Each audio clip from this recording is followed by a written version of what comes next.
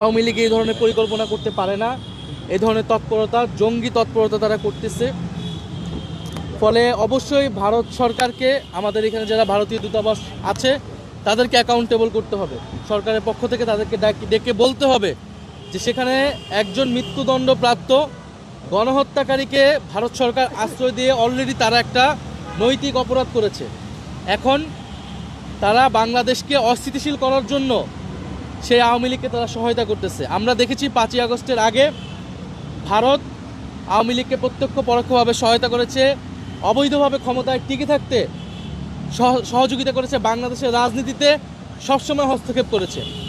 ভারত সরকারকে আমরা বলেছি যে বাংলাদেশের সাথে সম্পর্ক রাখতে হলে এই ধরনের হস্তক্ষেপ বন্ধ করতে হবে, কিন্তু আমরা দেখে যাচ্ছি এখনও ভারত সেই হস্তক্ষেপ চালিয়ে যাচ্ছে।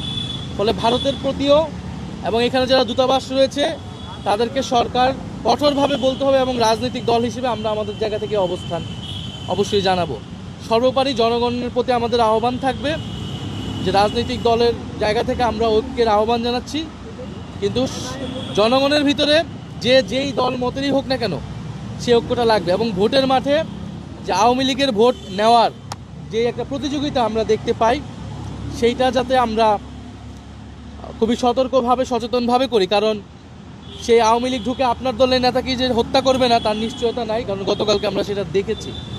এবং ফলে এই জায়গা থেকে যাতে আমরা দায়িত্বশীল হই এবং গণ অভ্যুত্থান এবং বাংলাদেশ প্রশ্নে আমরা যাতে সেই ঐক্যটা বজায় রাখি।